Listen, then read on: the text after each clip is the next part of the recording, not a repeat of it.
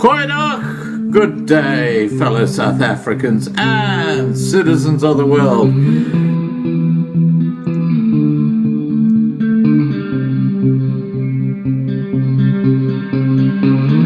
I've been looking around for salvation.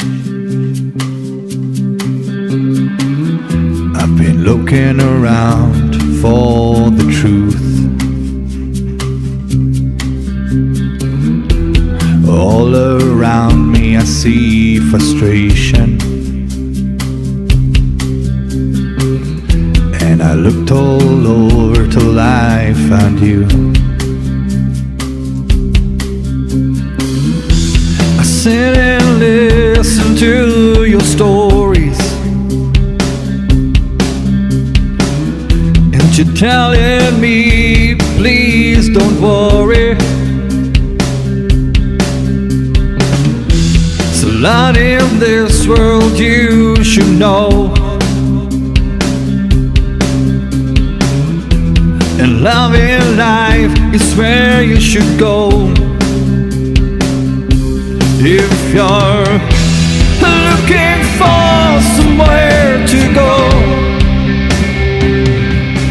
if you're looking for someone to know, if you're looking for someone to guide you, then love in life will guide you.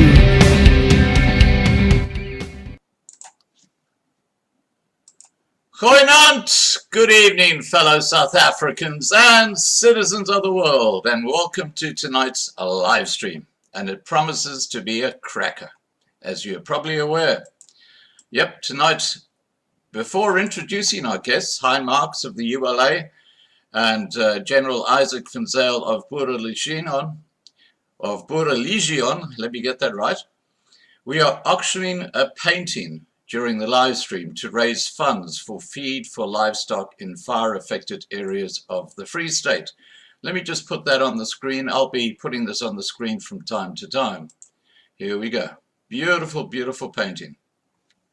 The painting is by our resident artist, Lynn Ward. The title is Somewhere in the Karoo, Off the Grid. It's oils on canvas. The size is 60 centimeters by 42 centimeters. The starting bid is 1,750 Rand. Winners pay the charity Boerelegioen, and I've actually got their banking details down below this video in the description, so everything is there. The proceeds to go towards a livestock feed in fire-affected areas of the Free State. Okay, so let's get back to, I'm just going to minimize that for now and get it in place so that it's ready to keep on display. Right, okay. To bid, simply put your bid of any amount above 1,750 Rand or the current high bid in the side chat after the word painting. For people who do not know, are not known to this channel, we will ask you to send me a confirmation email. And if one of the moderators could just please put in my email address in the side chat, that'd be great. Now, the winner pays for postage, so please note, if you're overseas, the courier costs are exorbitant. This is just buyer beware. Marlena will manage the bids for the painting in the side chat, and obviously she'll be helped by the other moderators. Okay, tonight we're talking to two leaders well known to this channel. I've had several live streams with both of them. Hein Marx from the ULA and General Izak from Boerelegioen join us tonight to talk about South Africa, the future, and most important of all, working together going forward. In the same spirit, I'm extending a hand of friendship to other South African YouTube channels who are outraged by the corrupt ANC government. In these desperate times, we need to work together with a common purpose. Let me show you a clip from a video where the collaboration between Hein and Izak was first revealed publicly. This actually took place about a week ago today. Here we are.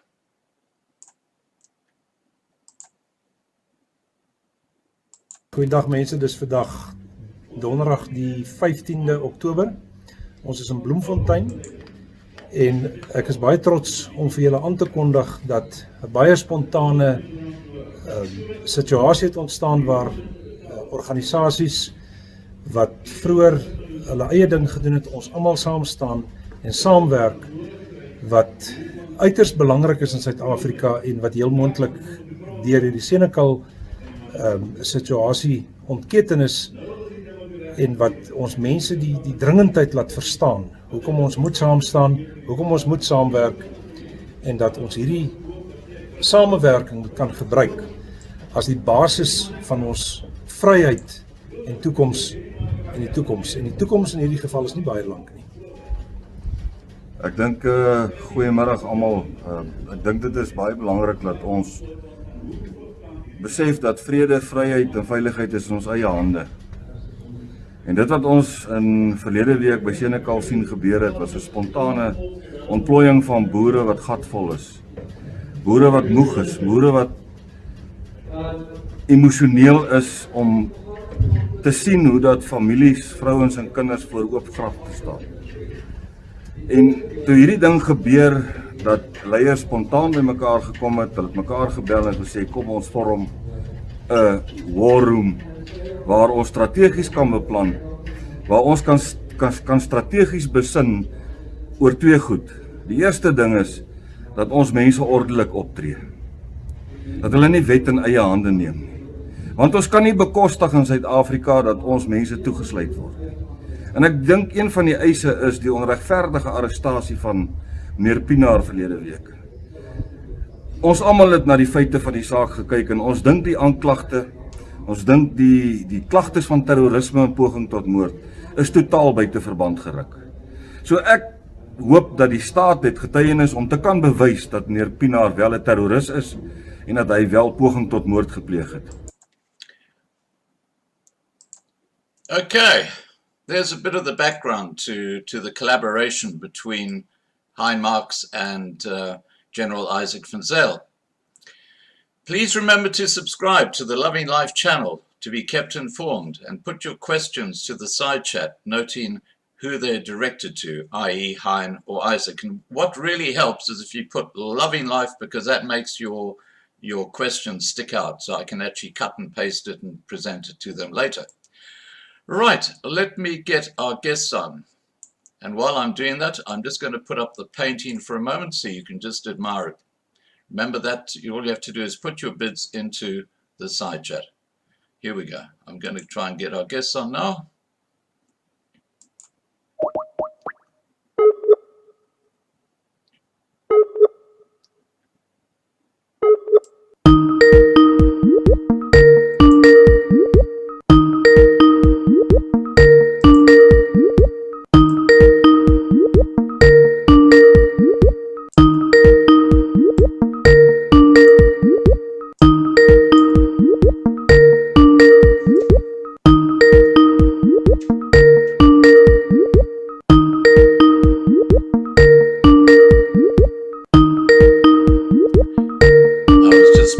Izak a few minutes ago, so I guess he's just delayed for a few seconds.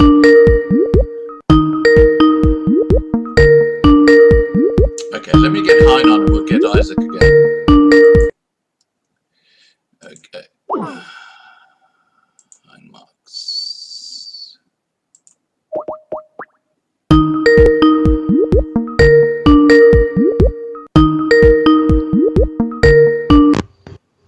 Hi, Hein. Hi, Scott. Thank you for joining us. Thank you. I'll just get Izak on. Give me a second.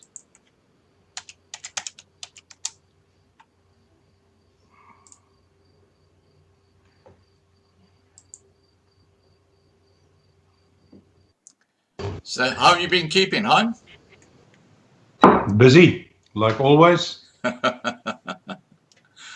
Right. Now, while I'm just waiting for Izak to join us, perhaps you can just tell us what's been happening with the ULA since we last spoke, because it was a while ago now, wasn't it? Well, what's been happening? We've been pushing the the whole process of secession in terms of the law, we've been pushing more and more, and obviously also on the one hand, getting more and more mandates, but on the other hand, also doing other requirements in terms of the law. So yeah, we've been busy. Right. Marlena, can you just see what's happening with Izak? If you can just give him a call, I'll just try him again. Izak from Zale, not on this call. What's going on here? Izak from Zale, I'm unavailable. Let me just try him again. I hope they haven't got a power outage or something like that. Okay. All right. So just continuing on, Hein. Well, there's a whole lot of stuff we're going to be talking about tonight, but I played a very short clip from that meeting you came out of with Izak, where for the first time you said, we're going to collaborate. You know the one I'm talking about. It was last Thursday when you came out of a meeting. Tell us about that. Tell us what actually happened. What was the catalyst for what developed or what transpired? Well, the previous weekend, we had a ULA meeting, basically the whole weekend with our exco in South Africa and on Zoom with the people in New Zealand, America and England. And it was basically a planning meeting on, looking at moving forward on different levels and on different things. And one of the things that was obviously also very important at that stage was what happens about the whole Senegal thing that happened. And the Sunday, I was the one that made hello, Izak. Hi, Izak. Good evening, everyone. Hello, Yella. Sorry for this. We have a sort of electrical storm on its way, and our Wi-Fi was out. Not a problem. But it seems it's back now. You're here. That's the main thing. Okay. Carry on, Hein. You were just telling us what actually happened. Yeah, and then the decision was made that I said, well, why don't we get all the people that are leaders on, in fact, my words were still, it doesn't matter how big or small the even WhatsApp group is, to get together and start at least working and talking together. Yeah. And because of Izak and my own history, where we had lots of words with each other previously, irrelevant to the facts, somebody said, but Hein, if that's your suggestion, then we suggest that you phone Izak. I said, well, no problem. I picked up the phone and I said, Izak, it's Hein here. We've decided to have a meeting in Bloemfontein.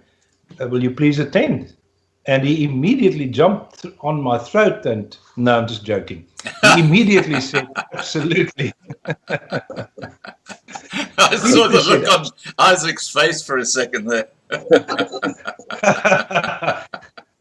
I've got to be careful now because I had a heart attack. I don't want to give it to him again. You know I'm a lie detector, no? Actually, just talking about that, Izak, you're looking really well. So obviously your recovery is going well. I think the adrenaline has got a lot to do with it. Right. Now, in any case, yeah, so Izak immediately said, and then that was that Sunday, and then I got on the phone with Ben Almeru, who I know has got a lot of contacts, and obviously because Bloemfontein is the closest geographically from all of us to him, I said, Ben, please call people and get them to attend the meeting that Thursday the 15th. And that's how everything started, because at the end of the day, how do they say, God's time is not our time. I suppose the ULA had to grow, and Boerelegioen had to grow before we got together, and it's actually a funny situation. As we sit here tonight, I can't tell you officially that we work with the Boerelegioen, but I accept that we work with them. Now, Izak, over to you. What are your thoughts about the new collaboration? Yeah, Scott, I was very surprised when Hein called me and invited me to a meeting because of, I don't think me and Hein actually got the opportunity to speak directly with each other the past 2 years. And I think if we had a chance to sit in a wimpy and have a coffee together, I think the misunderstandings would have been sorted out within 10 or 15 minutes. Yeah, the Boerelegioen is the Boerelegioen and the VVA is the VVA. And but I think at the end we are walking in exactly the same direction. We are striving for exactly the same goal, and that is self-determination, to be in a position where we can govern ourselves and not look into the faces and staan bakkant vir die ANC for almoese, jy weet. We are tired of that. We are tired to be marginalized. We are tired to be killed and murdered and raped. And the head of state of the Republic of South Africa is quiet. And when asked, what are you going to do? His cronies at the EFF tells the people who want to hear, everyone who want to hear, it's not of our concern. There is no need to prioritize murders of farmers, even though it's terrorist attacks. So yeah, I think what instigated the meeting is the fact that Brendan Horner was a very young man. The manner in which he was mutilated and killed, and while I was driving with one of my officers to Bloemfontein, I just got this very tense feeling of baie intensiewe gevoelens en emosies wat deur my gegaan het. Yeah. And when we was at the meeting, everything just came together, and within a few minutes, a press release was born, a memorandum was born, where we claimed and where we put in our claim that Mr. Pienaar, we are claiming that he must get bail. Right. And I think the message went out, and as a result of that, we saw that Mr. Pienaar and the fellow farmer of Senegal received bail.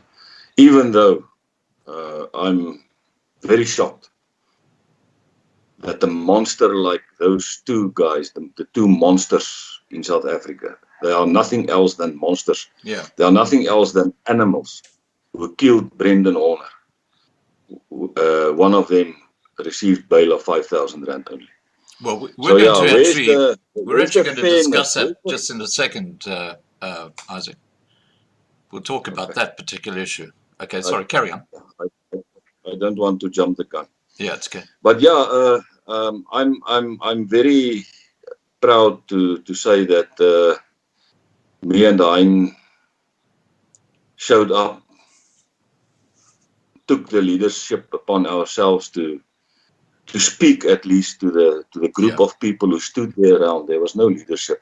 There was no one directing them. There was no one giving them some advice or direction. And I'm very glad what we did. Yeah. No, I want to get to that in a second. Despite all the criticism that we received. Okay, now Wolfie has just said in the side chat, please tell General Izak our plot is on the R555. The storms hit us very hard since we aren't in town. P.S. General Izak, you are a hero. There you go. So I've passed the message on, Wolfie. Now, let's talk about Senegal last week, because you guys both made an impromptu address on the back of a bakkie. And there was clearly some misunderstanding about what was said. Do you want to clarify that, Izak? Yeah, Scott, I don't for 1 minute want to believe that the misinterpretation of the whole message was deliberately done. I don't want to believe that. Yeah. I think that what was said was taken out of context. The message wasn't listened to any further, and the damage was done behind the bakkie minutes after I started to talk. Right. And I think there was no way of turning back, and they had to take it through the processes of trying to defend what was said and what was their interpretation of that. But I think what saved the day was the fact that there was several people who took the whole message, full-length videos, whole messages of the whole context of what happened. Right. And yes, I received many messages of people just telling me not to take it personally. What we did there was right. There's nothing wrong of what we said and how we said it. I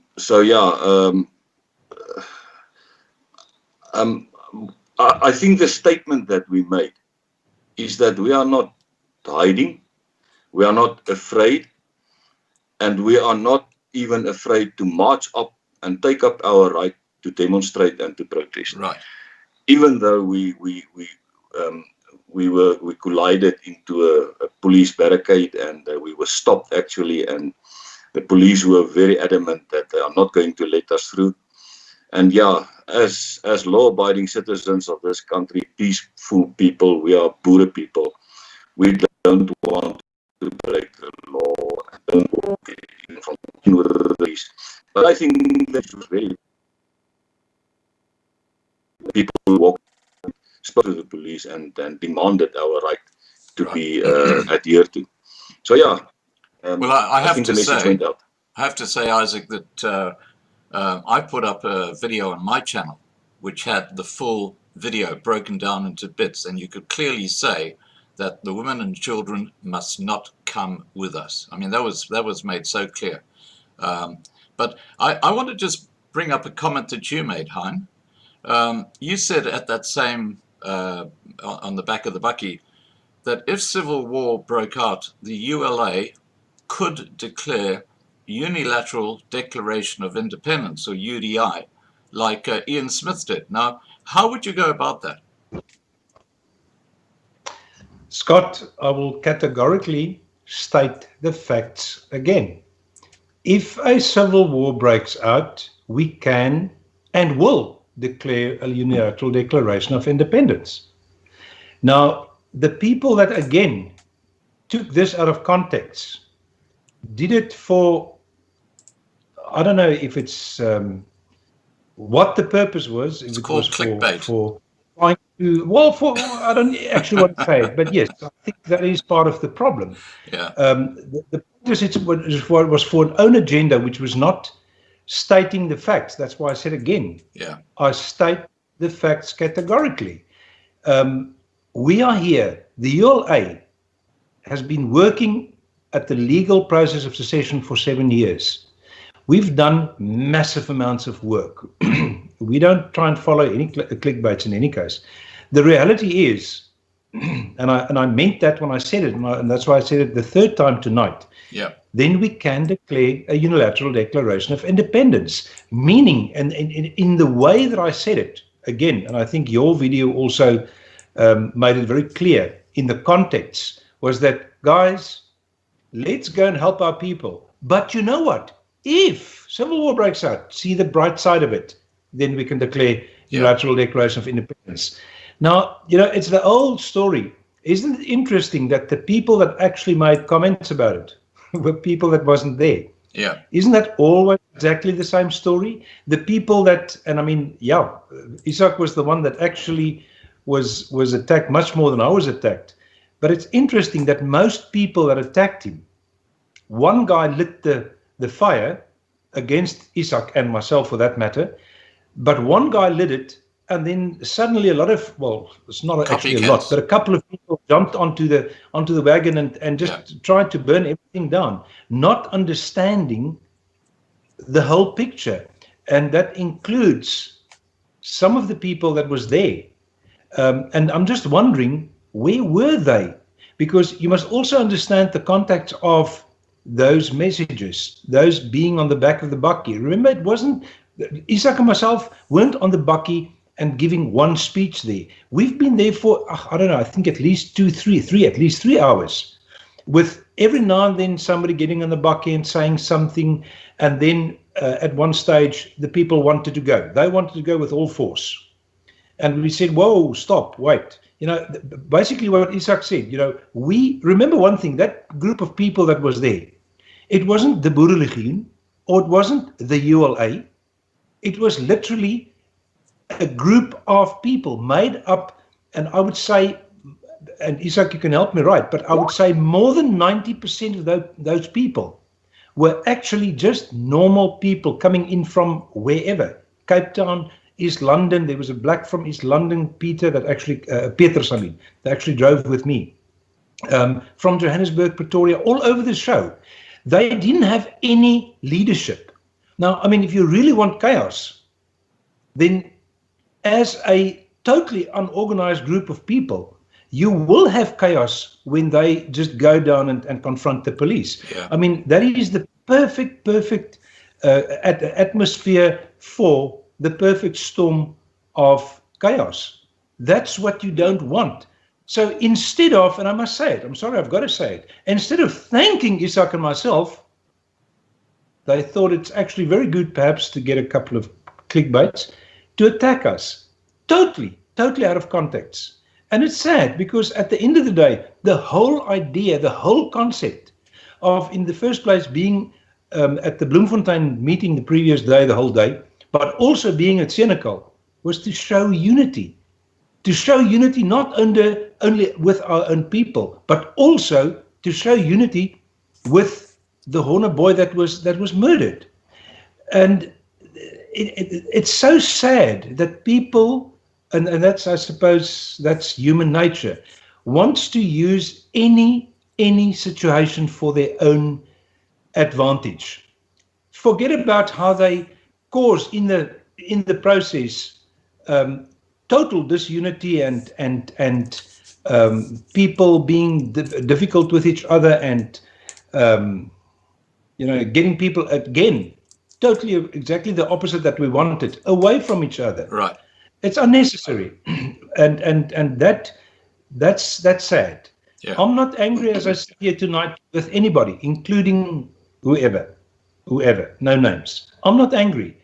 I just feel sorry that happened, because I know why we were there. I know that Izak knows why we were there. We were there for unity. We were there to show absolute solidarity as the group of people, which, by the way, included, I think it was more than one black, coloreds, and obviously mostly Europeans. I had Sito on my live stream earlier this week. Now, before we just cover some other aspect of that, Hein, I just want to address the people watching. We got well over 1,000 people watching us right now. But please remember to subscribe to the Loving Life channel to be kept informed. And if you have questions to ask, please put them into the side chat. And don't forget, guys, there's this beautiful painting we're auctioning. And the funds are going directly to Boerelegioen to help the farmers who are in distress because of the fires. There's a painting. I see the bid at the moment is 5,000 Rand.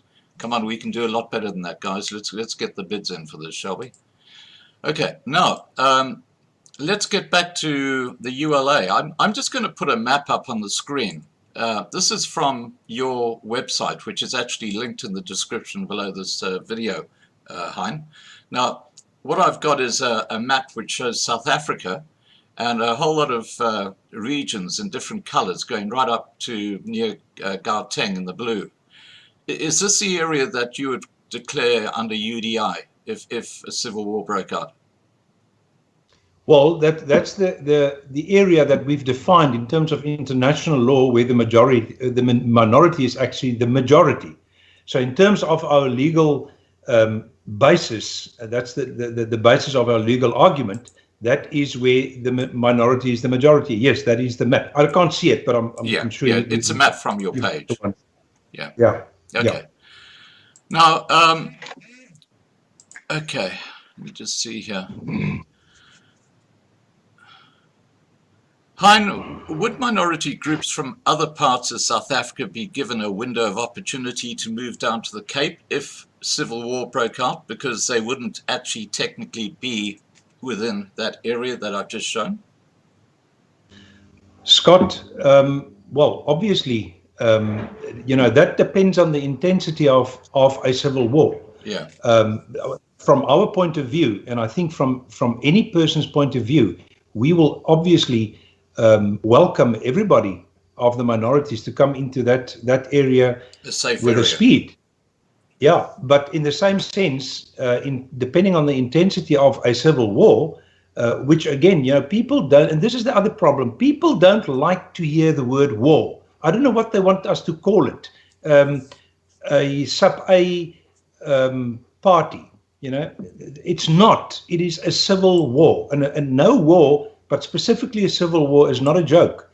But if you don't prepare for it, Sun Tzu, the famous Chinese general, said 2,000 years ago, whatever it was, he said, it's only a fool that wants to go to war, but it's a bigger fool that doesn't prepare for a war. Now, the reality is, do we have to prepare for a war as we are here? Yes, of course we have to. If we're not, we're stupid. Look at South Africa. The person that doesn't see this is living somewhere in La La Land or is smoking something very heavy, because even that day in Senekal, they were singing Kileboer. Yeah. They were also singing burn them, stuff like that. And literally 3 days later, the fire started in the Free State. So the people that are still asleep must wake up. Their coffee is cold already. Am I saying that we want a civil war? Of course we don't want a civil war.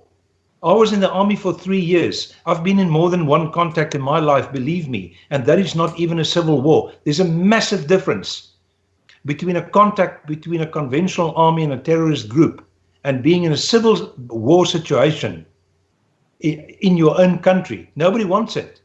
But so why? Because we don't want it, we don't have to prepare for it. That's stupid. We've got to start opening our eyes. Everybody, and I mean, again, I shouldn't even talk about this. Izak should talk about this.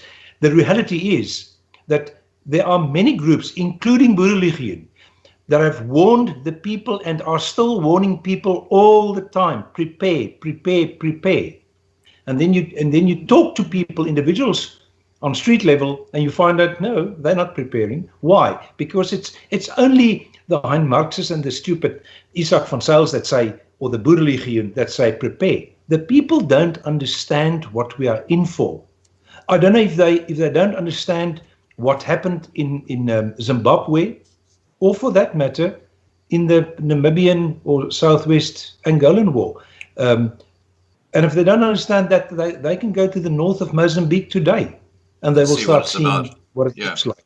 Yeah. Now, look, I want to put that same question to Izak, but I want to broaden it a bit, Izak, if you just want to address what Hein was talking about. But also the inflammatory comments that were being made by the EFF on that stand at Senekal. I mean, they are clearly wanting to foster a civil war in South Africa, aren't they? What are your thoughts on that?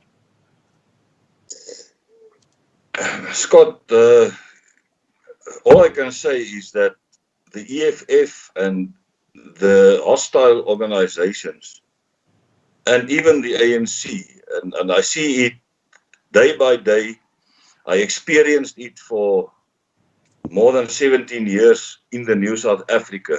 Right. How most of those people driven by the communist ideology hates white Christians with a passion. And when the journalist asked that guy, that leader of the EFF, are you also here to give your support to the family of Mr. Horner? Are you also here to protest against farm murders? the way he answered that question, it's not of our concern. Yeah. And it's a problem for us that the government want to prioritize farm murders. The way in which he said it and the way Malema spoke on a day which was supposed to be a day to mourn another killing of a white farmer by black gangs. There was the uttermost disrespect in his referrals to white people, in his referrals to the occasion which was set aside to protest against farm murders. So I think we are ready, and I want to agree with Hein. The war started when de Klerk given this land away. When Nelson Mandela took the presidency, the war against the white people started. And I can go back to what Mbeki said, I think during 1997 at Orlando Stadium. And I'm going to quote him that he will not rest until the white people is in the squatter camps and the people in the locations and the squatter camps will be settling in the towns. And that is the national democratic revolution that they are driving, and they will not stop. Even the mere fact that we showed a little bit resistance, all that we did on Friday is to push back a bit. We didn't resist. We didn't attack them. We didn't challenge them. We just pushed it back a little bit. And as a result of that, the Free State is on fire. All over the country, there's protest actions. And that will not stop unless we as a people agree that our safety, our survival is at stake, and that we need to prepare, and that we need to come in under a military command and control. And when I say that, I don't mean that we have to go declaring war now. But to be under command and control, ensure that the loose cannons doesn't jump out. And that brings me to the context in which I said, if one police officer, if one bullet is fired from a police officer's gun and kill or shoot one farmer that was protesting peacefully, it's not me going to start a war. I will give direction. But do you think for one moment that the Boere people will allow that and not start a war themselves? And that is what we want to prevent, is that there's a clash of the clans which is uncontrolled. And Julius Malema is driving for that. He calls it the unleaded war.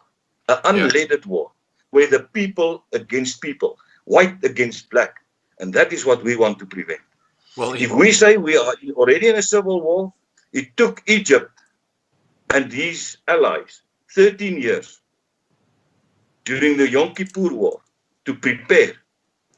And even though they prepared, their boots are still in the desert today. Right.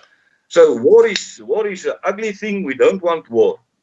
But the Bible says, if you want peace, prepare for war. Right. Now, especially in a country where the residents, where the different communities, especially the black and Nguni communities, are hostile against the whites. They hate the whites for some or other reason, even though they are for 25 years, 26, 7 years along the line, they are in government, they are ruling the country. And still they hate this little tiny minority in the south point of South Africa with a passion, and we don't know why. I would like some answers on that. Right. Okay, now I just want to keep on with what's happening in Senegal.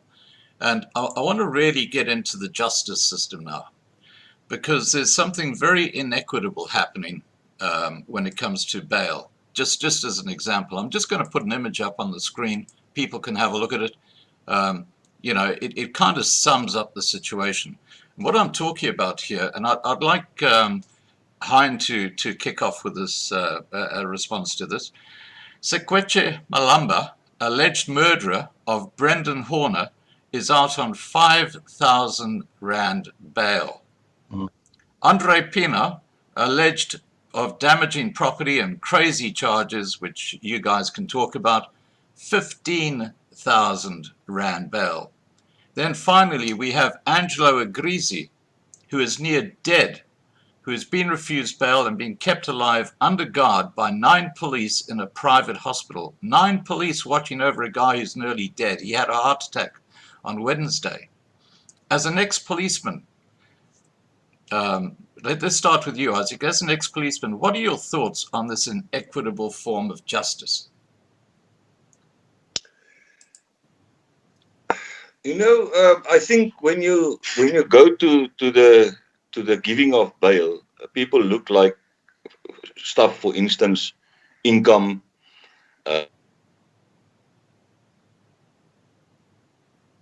We seem to have lost Izak for a Not, second. So worried about the fact that this guy received 5,000 Rand bail and the white guy 15,000 Rand. I don't know what is the difference and the disparity between the different statuses of the two people. I think that plays quite a role. But we will have to follow this whole court case in order to see whether justice is served when it comes to sentencing and giving sentences.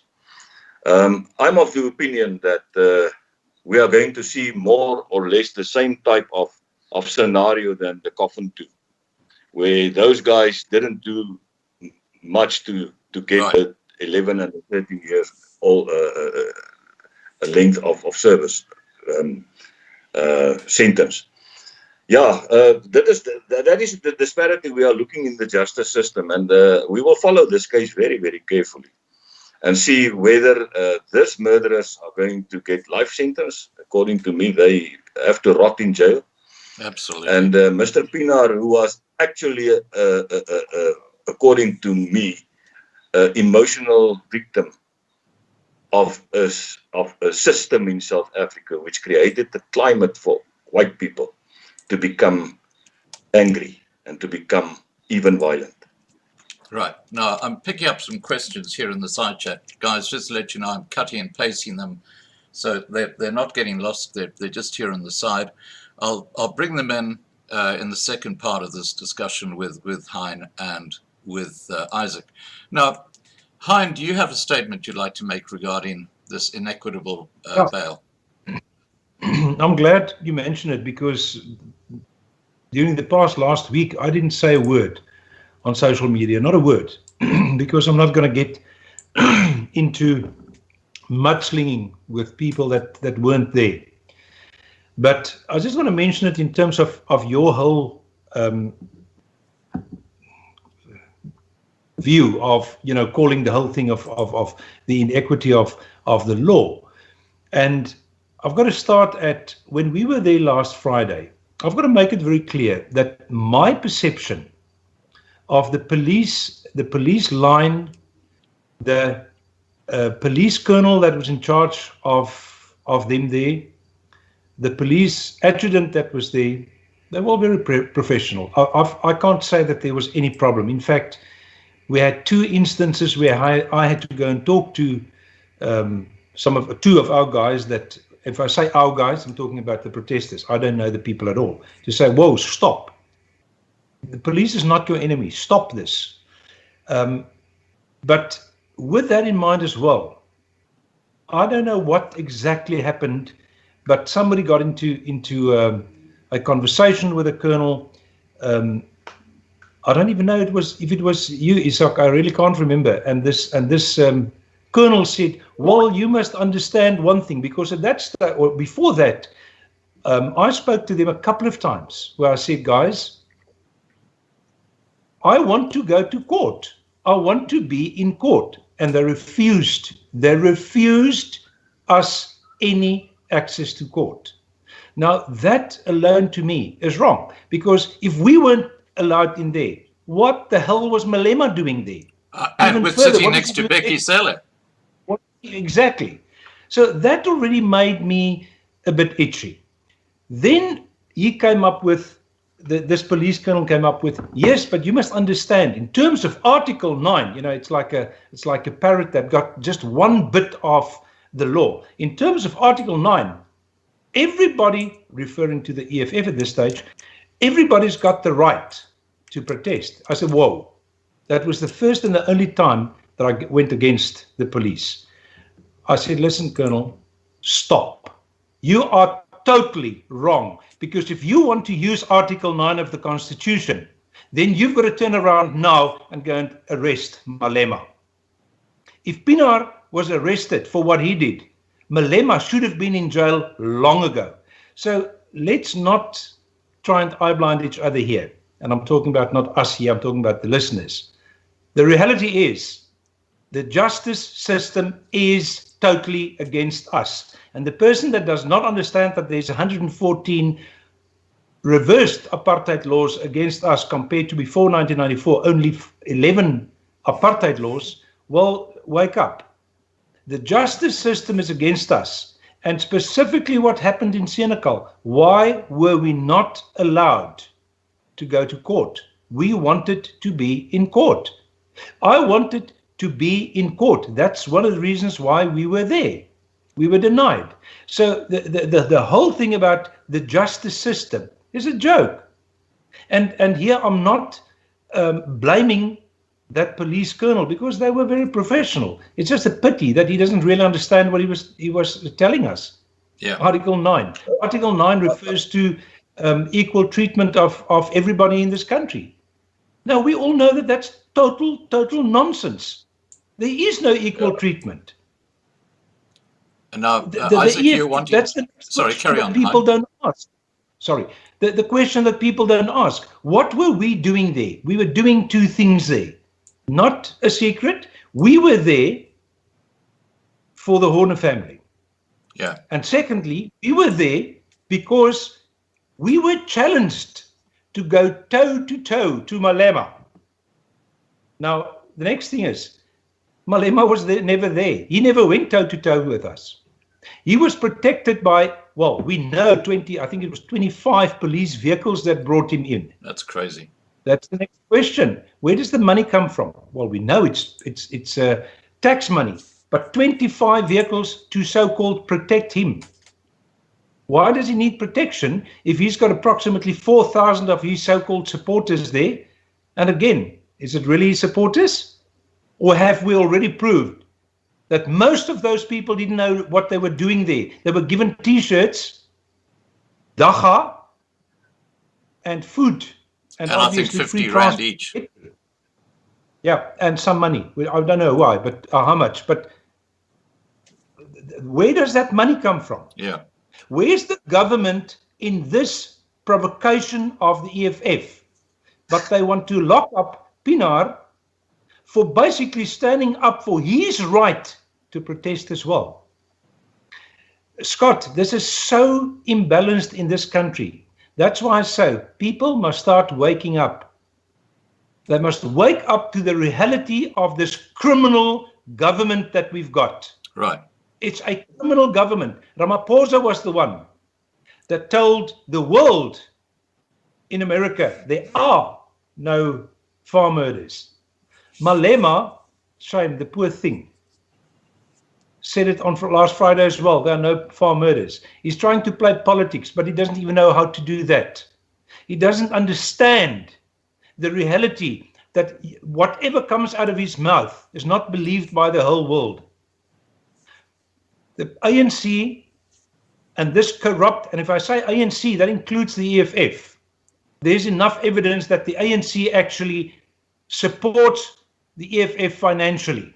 Yes, this I'm saying in public, because we've got proof that they support them.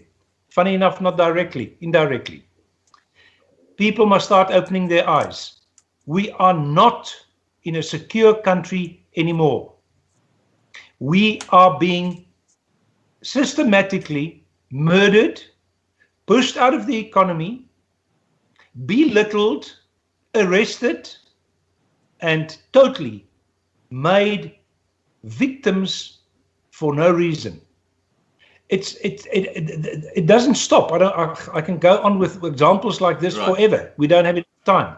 It doesn't stop. You were talking about this whole conversation now is about the legal system. The legal system does not work because it's 100% totally used against the minorities, and that minorities includes all the brown or colored people.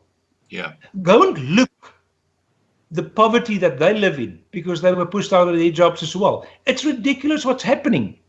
And then still the world sits back and says, well, it's not our problem. I suppose they're going to say the same when it becomes a Rwanda. Well, let me give the world a bit of a surprise. This will not be a Rwanda. I suppose they will rush to South Africa when a civil war breaks out and their poor darlings start heaping up. That's the reality. And those were my words to Antonio Guterres. It's your responsibility, Mr. Guterres, the Secretary General of the United Nations, to look after these things, and they're not doing it. Now, don't you think, Hein, that one of the big problems is the fake mainstream media who refuse to report on what's going on in South Africa? And that's why the alternative media is so important. But before you answer that question, I just want to ask Izak. Izak, is there something you'd like to add on the subject that Hein was talking about? Yeah, I think what was very clear there, the information was received beforehand, and even when the police stopped the buses, there was quite a lot of loads of firearms being confiscated by the police. And very strange that no numbers were made known. But the video materials we studied and analyzed showed me that there was AK-47s and there was automatic weapons being confiscated by the police. So the intention of the EFF to come to Senekal was to meet the Boere toe to toe. Right. And I want to make a comment that they were not there to protect the state against the violent Boere. They wanted to create an incident. They wanted to create a situation of conflict so that there is civil war. So it's not us that want civil war, it's them. And we are not giving them the satisfaction at this stage. But I can guarantee Mr. Malema and I can guarantee Mr. Ramaphosa that there will be a time, and it's not far, we as Boere people will accept that invitation, and where we will be ready to confront them with the same force and even on the same level that they are attacking us since 1994, killing our people on farms, killing our innocent women and children. And we must pray that there will not ever be a day in future where the Boer saboteur will start to operate. And it's not me saying so. It's not me saying so. I see the tendencies amongst our people, especially the young Boere, the young people. They are fed up, they are tired, and they are becoming more and more militant. And if those people are not going to be controlled, we are going to experience situations in South Africa where I want to preek, or wat is it, ek wil voorspel dat ons terroriste groepe gaan kry opereer. Terrorist groups that are going to start operating. And then there's war. There will be war. Yeah. Because it becomes more and more difficult to contain the normal young men who are witnessing the inequalities, the unfairness, and the mismanagement of this country. And they are not stupid. Our people are not stupid. And they are going to take necessary measures in near future. I'm seeing it happen. I'm hearing the people talk to correct the imbalances in society. And that's why we warned Mr. Ramaphosa at several occasions in the past. We issued warnings, we delivered memorandums, and we told them in public, please start to govern this country in a fair manner. please start to see all the people and not just the black people. Please start to treat everyone equally. Do away with affirmative action. Do away with BBEE. Do away with this Equity Act.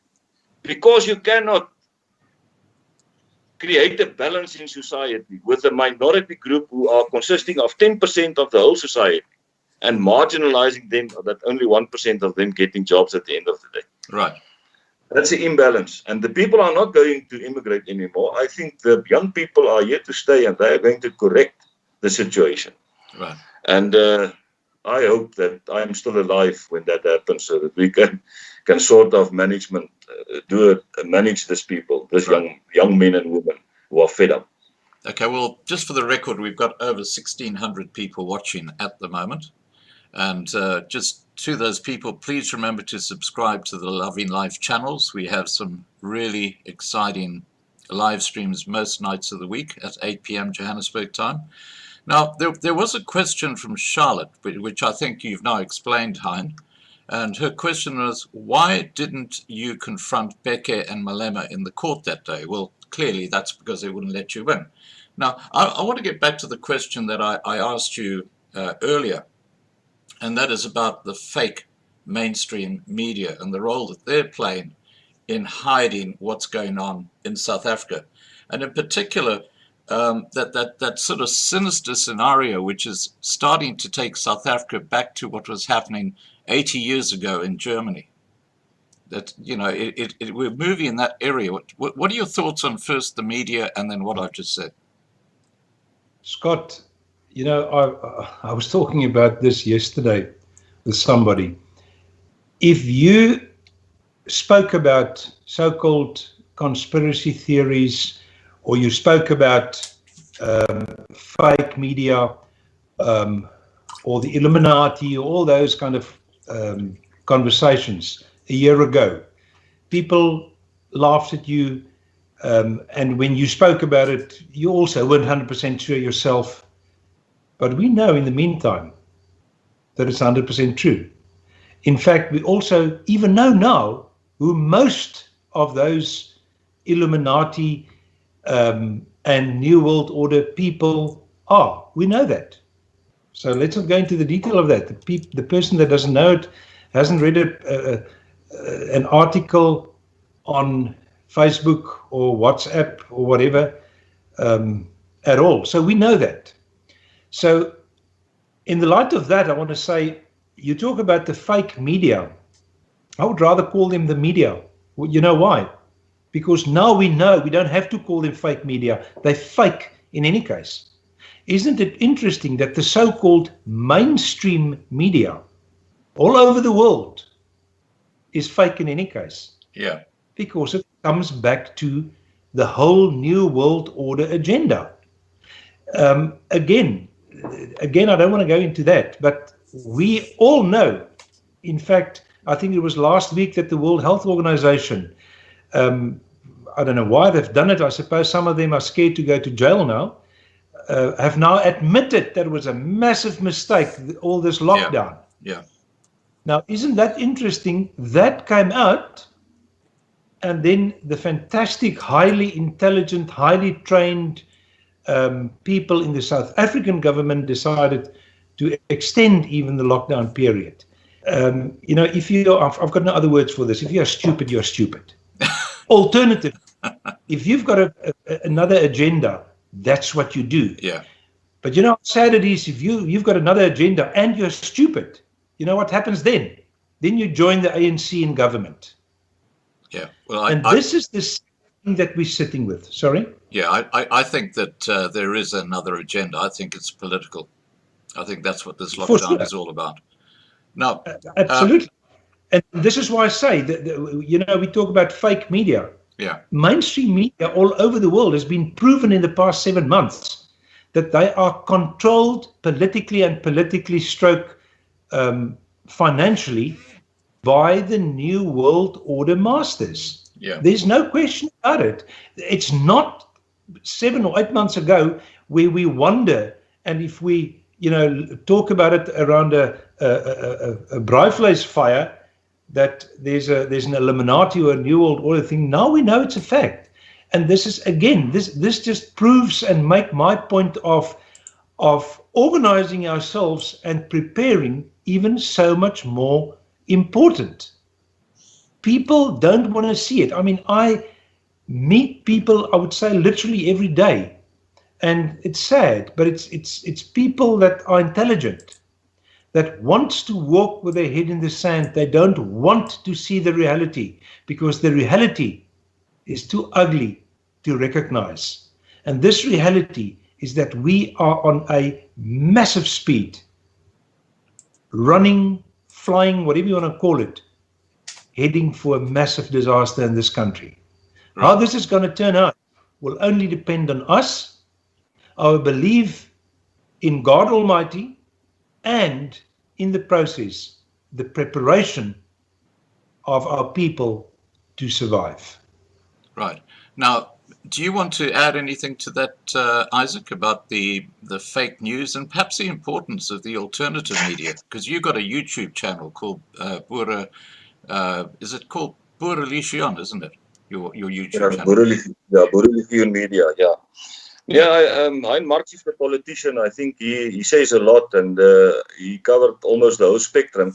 Because while he's talking, I try to think of what to say, and then he already says it. So, I just want to add by saying that the whole global agenda is going to instigate lots of chaos also, not only in Europe and in America and in England, but also in South Africa. And hopefully Donald Trump will win the elections, and hopefully he will start the process of getting rid of the deep state, because those are the people who are driving the agendas. Those are the people who are driving racism, black on white racism, the BLM and the Antifa movements. Yeah. And they are the people who are creating atmospheres and climates in different countries for civil war. We have to make ready. I spoke to my dad last night. He was a general in the apartheid's police. He was one of the last police generals. I'm proud that he's still alive. He became 80 years old this year, and he shared lots of wisdom last night in a live chat I had with him on Boerelegioen Media. And he said, and he made an appeal to the people, and not only to the veterans, not only to the people who have police and defense force experience. He made an appeal to all citizens of the white minority in South Africa, even the brown minority and the Indian minority, to get yourself under command and control, because we are heading for a head-on clash with these people. And if we want to survive extinction, we have to fight back in an organized manner. Right. And the only way that we can fight back in an organized manner is to become a people's army. And if I say a people's army, I speak about the rank structure, I speak about discipline, I speak about command and control, and I speak about training. Training. And not veterans, not security people, not people who are even in the Buurtwag and the GPFs and all those people only. Every citizen of the white minority and the brown minority and the Indian minority will have to come and report for duty if we want to survive if what's coming. He told the people last night, he comes along with communism and the Rooi Gevaar and everything since 1959. He knows these people. We are not learning from history. We don't realize our young.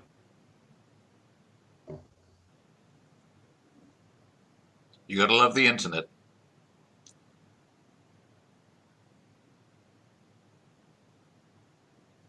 Okay, I think we've got a bad connection. I know he's got a thunderstorm there. I just want to, while we're waiting for Izak to come back, don't you find it extraordinary, Hein, that people like Ace Magashule and Julius Malema are not behind bars? No. I don't find it strange at all. How can they be behind bars if everybody in the government is involved in corruption? It's impossible. Because if one is behind bars, the rest must be as well. So the one is protecting the other one. Scott, I don't think the people really understand how corrupt this government is. Sad is not even a word. It's worse than that. I mean, Izak happens to be one of the ones that stole hundreds and hundreds and hundreds of millions, if not billions. Earlier today, there was somebody here, and there was an article again about I think it was 2.5 billion rand that disappeared again. And my question to this person was, do you know how much 1 billion rand is? And he looked at me and said, it's 1 billion rand. I said, no. Do you realize how much it is? And he said, no, it's a lot of money. I said, I'll tell you how much it is. And I work with money. I've been a businessman for 40 years. I said, I don't know how much it is. But let's work out how much it is. And I took the calculator. And this is the reality. Took a calculator and I said, let's say you take 1 billion rand. And I want this to sink in with people. This is the reality happening in this country. When money disappears now, it's in the billions, and it's just another figure to everybody. But then again, we know that most of them can't even pronounce the figures of 1 billion. And I said, let's just make a very simple calculation. If you get only 6% interest at the bank, everybody can go and do the calculation now. 6% interest on 1 billion rand means It's about 60 million, isn't it? No. Well, yeah, 5 million rand Wow. per day. A day? Is it? No, sorry, per month. It's what I'm trying to tell you is, here I'm sitting, again, I did the calculation earlier. It's so much money that it's hard to actually comprehend the figures that they steal. And that's 1 billion. That's only 1 billion. How many billions have they stolen? Scott, this country, no country in the world, no business in the world, and a country is nothing else than a business, can survive if you steal too much. It's impossible. Well, they've destroyed South Africa. The reality is, and let me say this in public, it was about 20 years ago, perhaps less, 20, somewhere around there. I was quite good friends with Louis Late. Louis Late once told me, actually he said it more than once, he said, Hein, I give the ANC 20 to 25 years and they will collapse. I said, why? Because that's too long. You don't want to think that far ahead. Why 20, 25 years? He said, because they're creating a middle class by pushing the whites and the coloreds out. And it's not sustainable what they're doing. Now, rest his soul, he died a couple of years ago. But the reality is we're exactly in that time. Right. It's not sustainable what they're doing. Now, you don't have to be a rocket scientist to understand. It doesn't matter how big your business is. In this case, the country is, how rich it is. You can bankrupt any business or country if you steal too much. This is stealing this country to pieces. And what is the well, we know the cause of it, so let's not go into that. But what will be the effect of stealing it bankrupt? Yeah. The effect will be that the masses, because that's what Louis Late said as well, the masses will start basically standing up against the ANC government. At this stage, and this is why I don't think we are there yet, the masses will start standing up against the ANC government. They will start protesting because they're not getting what they were promised many years ago. And secondly, there won't be enough money for their SASSA grants anymore. Once they don't get... Exactly. Once that, at the moment, I think the figure is somewhere around 18.2 million people that get SASSA grants. Wow. what do you think will happen if that money isn't paid?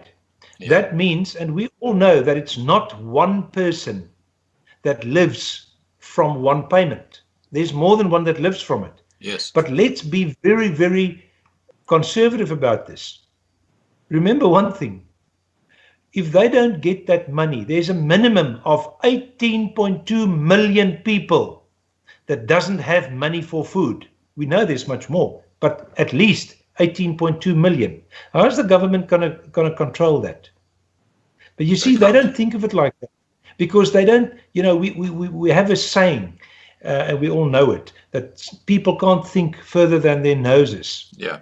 As long as their pockets are full, and this is what I also don't understand, when is your pocket full of money? It's never enough for them. They don't stop stealing. There's no other word for it. Don't try and sugarcoat it. It's stealing, it's corruption, it's blatant theft. And it's basically stealing money from other people. Yeah. The money doesn't belong to them. This can't carry on like this. The moment that money can't be paid, there will be massive, massive, massive unrest in this country. And if they think that the whole police force and the whole, call it the pink slipper army force, because that's the picture that I see when I think of this South African National Defence Force. The colonel that walked into a supermarket a couple of years ago with a uniform on with pink slippers and curlers in the hair.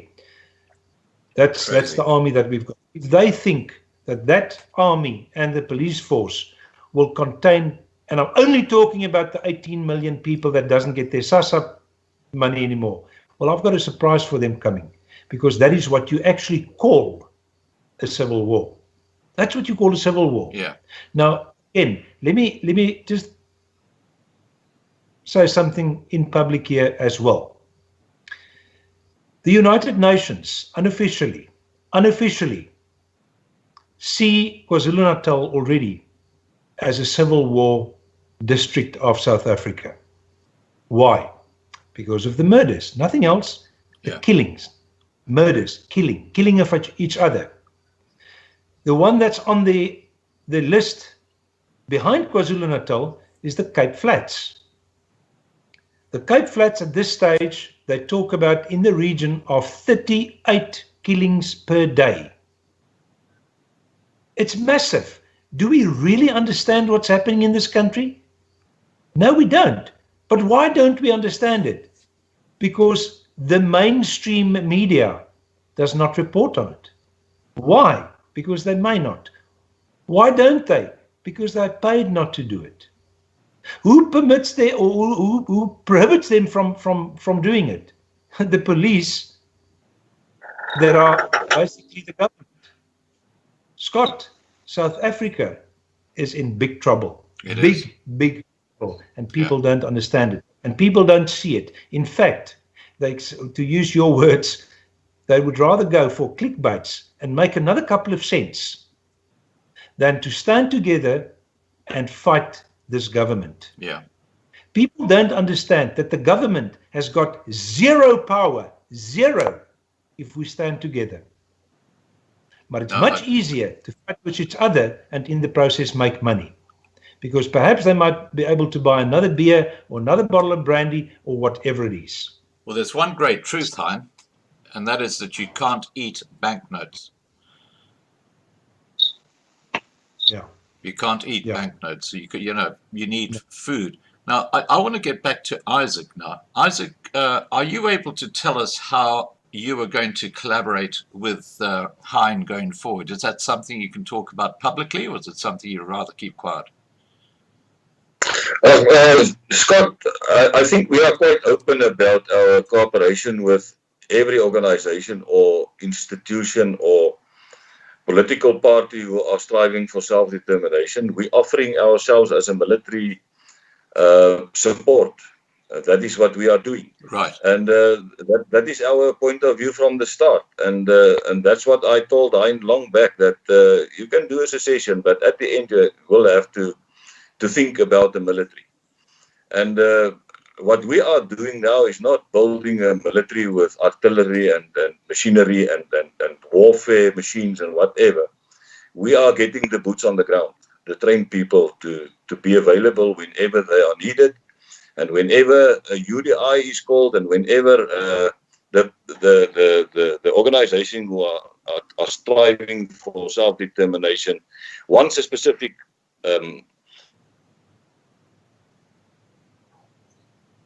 Okay, I think the storm is catching us here. Hein, do you just want to respond to that while we wait for Izak to get back? Yeah, I would actually like Izak to hear this, because I actually wanted to react to it earlier. You said earlier, I'm a politician. No, I'm not a politician, people. I don't want to be a politician. I'm a businessman, but I'm a concerned citizen. That's what I am. Right. In terms of working with this, Izak, we went on because I think your storm your kicked you internet out. fell out. it kicks me off every now and then, so I don't know what's happening here. Sorry for that. Let's go back to you, Izak.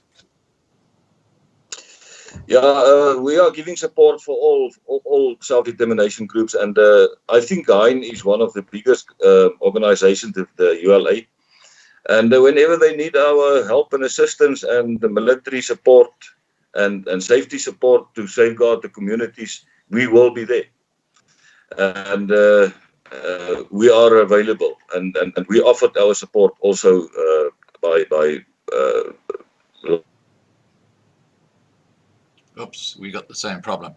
Okay, what I'm going to do is I'm going to start taking some of the questions that have been put in the side chat, and there's one here for you, Hein. It's from David Hansen, and he says, at Hein, why should we only want a part of our country when we arrived here almost 70 years before they did? And how does Sina van Rensburg's letter predictions work into the ULA's plans? Okay, is it David? Yeah, David Hansen, yeah. Yeah, David, firstly, the ULA is an organization doing an international legal process. Now, any legal process in the world, and specifically in terms of secession, must be based on the guidelines, in this case, of international law on secession. Now, I'm totally with you, David, that the areas that we've identified as the areas that we want to secede in is much smaller than we are supposed to get. Unfortunately, we need a legal base to do it on. And the legal base that we use, which, by the way, there are different legal bases that you can use, but you can only use one, is that we are the majority in the area. And unfortunately, because of the history of South Africa and because of also the mistakes that was made earlier, we are not in the majority in those other areas. So unfortunately, we don't have a choice. But I also want to make this clear, and this is also international law. International law says you've got to define your area. You've got to define the area where your so-called group of people want to secede in. But it goes further than that, and it says the area that you've defined, your borders, does not have to be the final borders. That is very important, because that means, let's say, for instance, and I think Heidelberg, Transvaal, where Izak is staying at this stage, well, I know, falls outside of the area. But let's say, for instance, Izak gets all the people in the area to say, well, we're not prepared to move. This is our area. This is where my father, my grandfather, my great-grandfather, and back to 18 whatever, were farming where there were virtually no blacks. And we all know that that's a fact. But unfortunately, in terms of current legislation, the legal basis that we use say we can only use with the majority. Then Izak goes and he talks to a lot of people around him, and they say, well, when this happens, we will secure our area and incorporate it into the area where the legal process of the ULA have defined that area. And then it is totally 100% acceptable in terms of international law. And this is my perception of it. I'm not saying So that's how it was written, the law on secession. But I personally think that the law was written like that specifically for the expansion of Israel, which have proved that they've expanded. Well, at one stage they were more than 12 times the size they were earlier, and then they gave the Sinai back to Egypt quite simply because they didn't want all the buried boots that Izak was referring to earlier.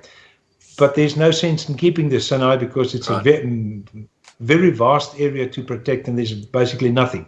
But that's the bottom line. So I hope that answers David's question. Yeah, and it's interesting because Set Apart has just said, Shalom from Israel.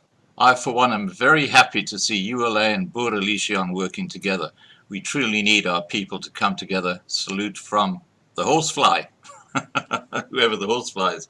Now, Izak, you were just talking to us. So do you want to continue? It seems like your internet has settled down now. Yeah, I think for some other reason my phone overheats, so then he kicks me off and then I can join when it cools off a bit. So I don't know what, if it doesn't have enough water in, but yes. What Hein said is very important, and when we speak about our historic towns, and whenever the ULA can succeed in seceding the area they demarcated, then it will be much easier for the surrounding towns. Even every town in South Africa has got a historic or a history where the farmers came together and started a town with all the museums and old buildings and stuff like that to become part of the bigger picture. So yeah, I agree with you on that point. And as I said, the Boerelegioen is a Volkswehrmacht, and we are the military support and the safety support for all efforts to try to get our people free, to get our people safe, and to get our people filled with peace. I think that is the main thing, that we want peace in our land. It's our country. We inherited this country. And I think what we need is to create a piece of earth where we can live in peace with each other and not in conflict with other people who doesn't want us here. Right. So yeah. Okay, now I've got a comment here by Stephen Volschenk, and I do need to respond to this. He says, why don't you allow ULA to leave their mandate website address here? Is Loving Life supporting, or is this program purely to grow your channel? Well, on the first question, if you have a look at the description below this video, you'll see it says register your ULA mandate, and it's got the website address for the ULA Congress. Now that's a far more important place to have the website address than in the side chat. So that is very, very prominent, and it's been up there from before we started the live stream. So I hope that answers the other question, the first question. But Hein, just take us back. You've been on this channel a couple of times in live streams. How has it benefited your project when you've actually had a live stream with Loving Life? Well, Scott, you know, at the end of the day, talking about your so-called fake media or mainstream media, we know that it's impossible for us to advertise and get any space and time on media in South Africa. So obviously, to get our message out to our people is through social media. And every time, and I remember the last time that I was on with you, you still told me later and even wrote me an email that was the highest amount of people that was live at one stage. I think it was about 1,700 people, I think. It was about 1,700, yeah. Yeah. So sure, absolutely. I mean, it's fantastic for us to have the opportunity always to get the message out of what we're doing. Unfortunately, people don't understand the whole process of secession because it's a new concept, obviously. I don't expect everybody to understand what secession is about. And therefore, it's important for us. And therefore, it's important for us to not only bring the message out, but to bring it out to your channel, which specifically targets the minority in South Africa, to bring the message out that we all know there's a problem.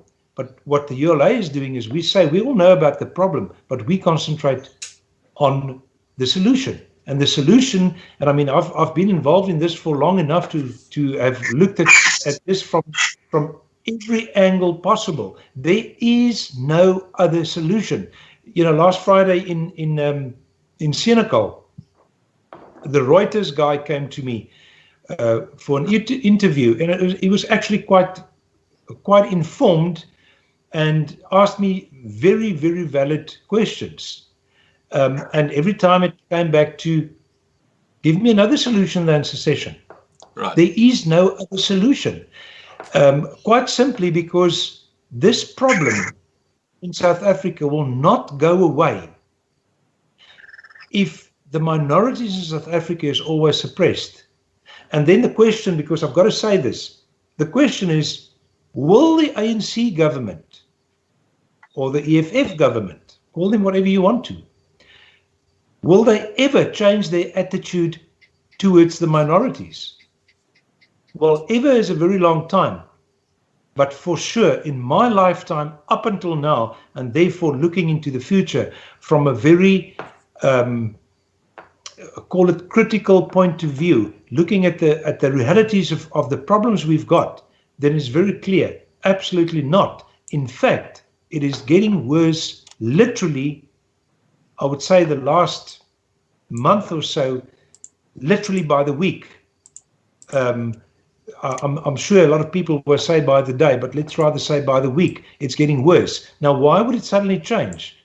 When are people's eyes going to open? So to answer your question, Scott, absolutely. And in fact, that's one of the things that I read a lot of times on your streams, is that people are very glad for you, even sitting in Australia, getting the message out that people understand that by complaining about the problem is not enough. We've got to look at the answer. And yeah, I've said it a million times. If anybody can come up with a better solution than secession or the so-called American term two-state solution, I'd love to hear about it. From my side, Scott, thank you very much for bringing that out. It's very important. Right. Now, are you there, Izak? I'm here. I just put off my camera because of the overheating of my system here. Okay, that's if you fine. can hear me, I can give a contribution. Yeah, no, we can hear you. Leave it like that. That's fine. I'll put the painting where you normally sit. Okay, so Izak, I've got a comment here from Jan van Riebeck who says, if Boerelegioen do have caps, I will bid £20 for one. So I don't know if you have caps, Izak. Yeah, we have caps and we even have berets, and he can put in his order. Okay, now JVO, if you could speak to Marlena about that, because she has direct contact with Izak by cell phone. All right, now let's go through some more of the questions we've got here. Fiona Timms asked both of you, how did such a small minority of whites rule so successfully for so many years? What is the defining thing that allowed them to do that? I'll start off with you, Hein. Just one thing. Competence. That's all. It's competence, because what's the other side of competence? Incompetence. Yeah. We've seen incompetence the past 26 years, day by day by day. And I think the history, I want to add on what Hein is saying, is that we have a history. Our people, our forefathers worked extremely hard. I even take my grandparents who grew up in Kanoneiland and Neilersdrift and that area next to the Orange River. Those were the first people there, and they started to work the lands there. And today, the Orange River around Uppington and Neilersdrift and Kanoneiland and Kakamas is the agricultural hub of South Africa. Less than a month ago, I drove through that area where my dad grew up, and he told me the extreme conditions they had to work as children in that land. They grew lucerne and they grew grapes and everything, and they worked the land with their hands and donkeys and manual implements and stuff like that. And today, if I look back less than 80 years back in history, those people worked their asses off to build a country. And we as a new generation cannot let that slip through our fingers and allow this thugs to govern us and to lower our standards and our aesthetical value of which we created in our towns and around our towns. Right. Okay. Now, Johan Hatting has asked, please ask Izak and Hein, are they willing to speak to the Saitlanders to join them? I think I'll start with Izak on this one. Izak? Scott, yeah, no, I know that Hein is in contact with several safety groups and self-defense groups, and that's good. At the end, he's the nodal point of communication and cooperation and planning operations and what is going to transpire in heading for secession. And we know that in heading for secession or independence in South Africa or wherever we are going to create independence for ourselves, it's not going to be without the potential of conflict. We are already seeing the conflict, and the more the merrier. And even if I told my wife the other day I want to climb in my car and go and visit Wynand de Tooy and have a discussion with him, because I think idea. we have much more in common than we are in difference. And the group who want to subtract or withdraw or want to go to a certain place where they want to regroup, that's good. But we who decides to stay behind and form commandos and self-defense unit to stand our ground, we will appreciate their support at some point in time for them to come back and assist us when there is total anarchy. Yeah. So my point of view, and that's the vision of the Boerelegioen, is that the Boerelegioen is only an organization to set an example of discipline and organized methodology and military discipline as an example for other people who are afraid to be associated with the military. Yeah. And I know for many years that we have the right to form a military leg for the white minority in South Africa. They cannot touch us if we stay on the right side of the law. And that is what we are doing. As long there's a thin blue line which makes the distinction between anarchy and peace, we will abide by the laws of this country. But I can guarantee you, when that thin blue line is diminished and disappears, then it's the clash of the clans, and then we have to be ready. Right. Now, I should just say to everybody listening to this now and later, the real elephant in the room here is you've got the leader of the economic freedom fighters basically able to say what he likes, and he's stirring up his supporters and really pushing South Africa into a very dangerous place. And all you've got here, you're listening to tonight, are two leaders who are saying, hey, you know, if the line is crossed, we need to be ready. We don't want to be victims in a genocide, which makes perfect sense. Now, I want to go back to you, Hein. We asked that question about Saitlanders. What are your thoughts there with working with Saitlanders? Scott, I want to use exactly 15 seconds to just say something before I answer you. Go ahead. I'm sitting here. It's different. It's different when it's only the two of us. Izak is also there, and I'm listening to what he's saying. I'm sitting, I've got goose bumps my whole body over. Does the people realize and hear what we are discussing here? Do they realize the severity and the importance and the reality of the situation in South Africa.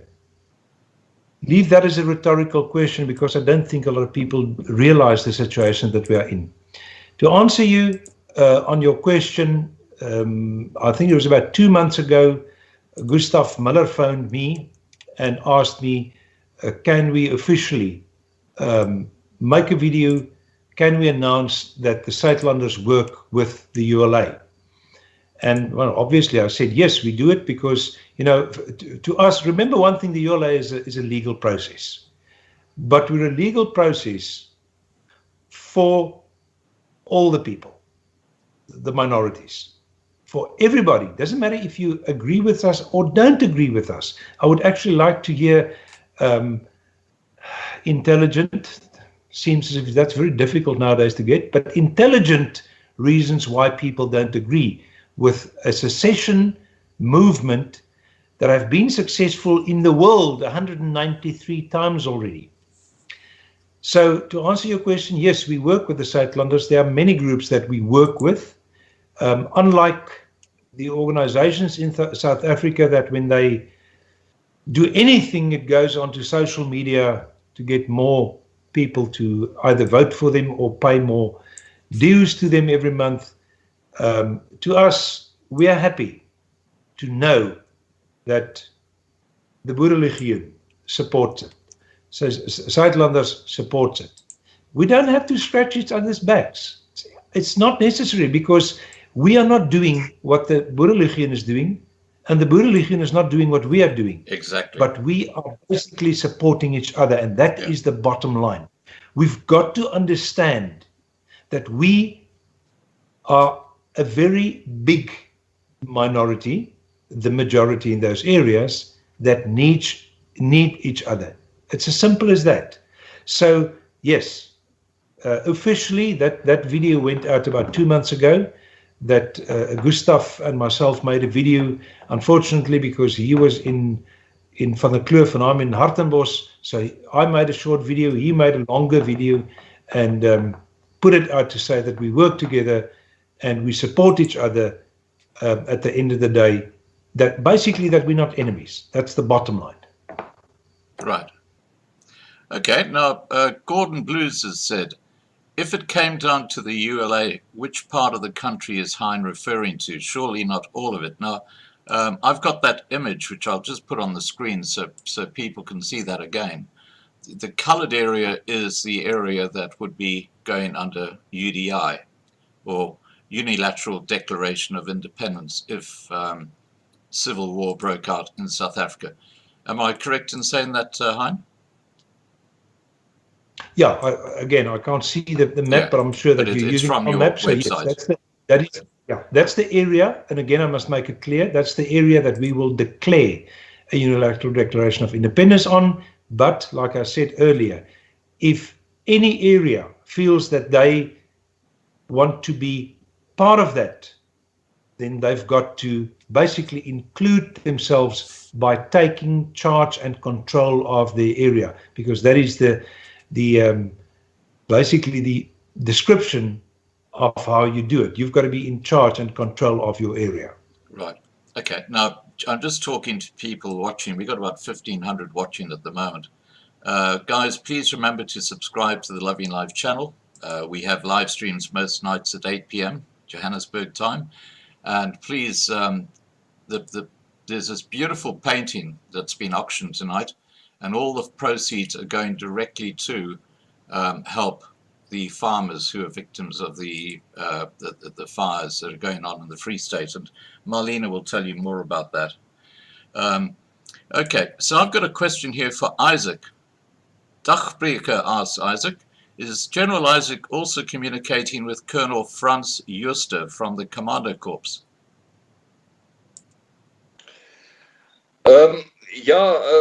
We are not in a daily discussion. We are not speaking that regularly.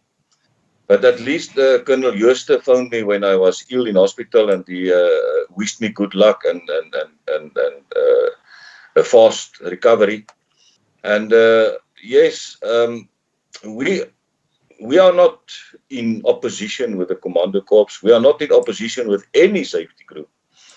I must state that since we started the Boerelegioen, almost 20 different organizations emanated from the Boerelegioen with exactly the same vision, with exactly the same mission, and with exactly the same way of doing. Creating a military structure under command and control, training people, and allowing them to become part of a family, a bigger family where we work together with organizations striving for self-determination to create a safe environment. And that is our vision, is to in the near future establish in every town in South Africa a historic town. The action groups that will balance out the state forces. In other words, we want a balance between the state forces and the civilian forces so that we can talk to each other on the same level. When the colonel of the Boerelegioen goes to the police station and he talks to the colonel of the police, there's no difference in rank. There's mutual respect, and they know that the Boerelegioen are representing the white minority group in town, in the city, in the precinct, in the rural community, so that there can be a joint strategy on the table in terms of a joint operational center where strategies can be discussed and put on the table in order to safeguard our communities. And by saying that, we need in South Africa to lift the standard of the aesthetical values of our town, especially the CBDs. Right. I spoke on Senekal the other day and I told them, it's a shame that we as the white people, the descendants of the Europeans, allowed the deterioration in the CBD of Pretoria to deteriorate in the manner it did the past 25 years. In Europe, you will never see that. Those people are honoring their history. They are honoring the value of the historic buildings in their cities, and they are sustaining them. Hulle onderhou daardie. And we did nothing. We did nothing the past 25 years. We left it in the hands of the terrorists of the ANC to look after our buildings, which our forefathers created, which our forefathers built and developed in South Africa. And in every town, there's a similar type of situation going on. The CBDs became hellholes where criminals, drug dealers, prostitutes are flourishing. In my town, in Witbank, my neighboring town, there's even old houses with Cape Dutch building styles that is now inhabited or what do you call it, but oorgevat is deur prostitute. Oh, wow. And I don't know why did we allow that, and we have to go back, safeguard our community, take control over safety and security in our historic towns. Right.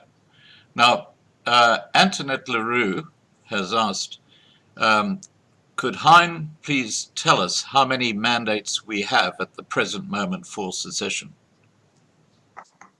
Antoinette, it varies obviously because they come on, but it's about 334,000, and I've got to make this very clear.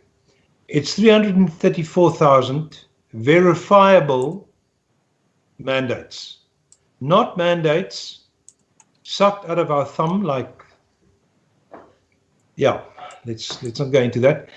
We know that our mandates must be audited one day, so we can't just try and pull the wool over people's eyes. So those are the real figures. Plus, on top of that, I must make it very clear, it's way, way, way too slow and too little. Why we don't get the message out to enough people, I don't understand. Perhaps we are fishing in the same ponds all the time, but it's going too slow. But then again, in the same sense, if something like Senekal happens this week, it suddenly is picked up again. So that to me shows it's not the same ponds. It shows to me there are many people that just haven't voted yet, but that are either too lazy or don't believe in it, or I don't know. I can't tell you why it goes so slow.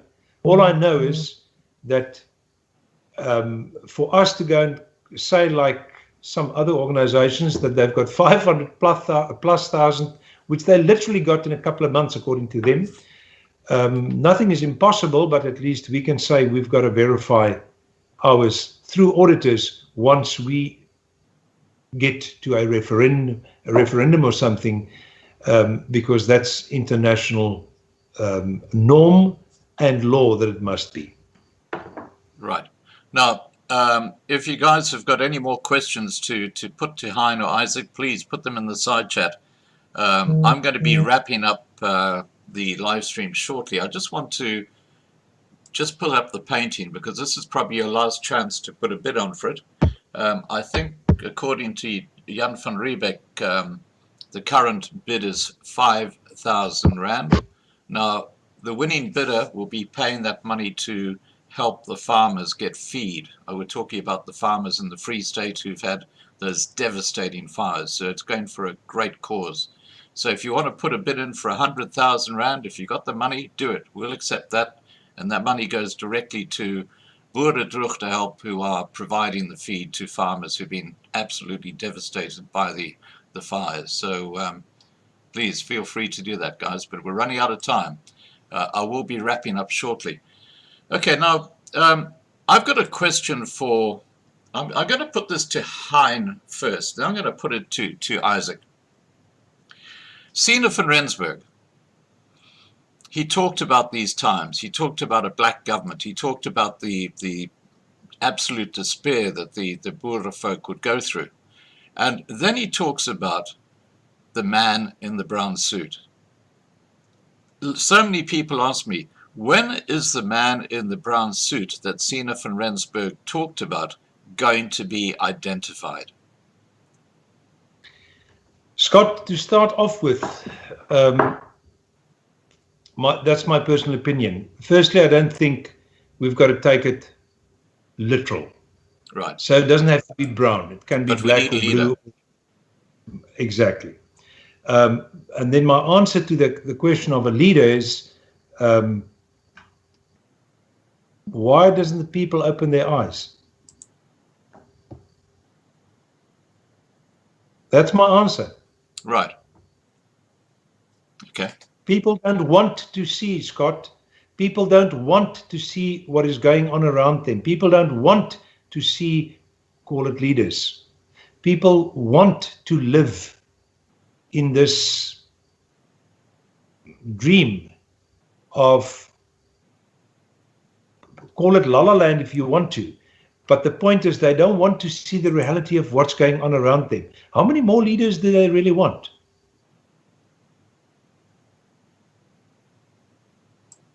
See that as a rhetorical question, please. Yeah. So my answer to him is very simple. Just start looking around you. Just start looking at what is happening. Just start looking at the reality of what is happening. Forget about a brown suit, because that's another problem. And that just proves my point. How many people nowadays walk with brown suits? You know, we are actually, and if I say we, a lot of people of us make the jokes and say when there's some kind of a gathering, we're going to make money because we're going to start selling brown suits. Because everybody wants to have a brown suit on. Everybody wants to be the leader. But the reality is, there are people standing up. There are people that are leading. Start following. That's the bottom line. Yeah. Okay. Now, Izak, you want to respond to that question? I fully agree with what Hein said.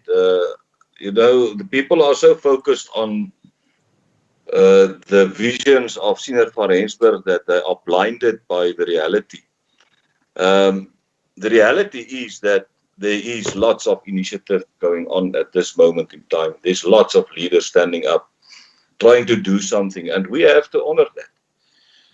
My point is that as long as the people, the citizens, the white minority, keep their focus on the man in the brown suit, everything that is emanating that is good, coming from good leadership in South Africa, is passing them.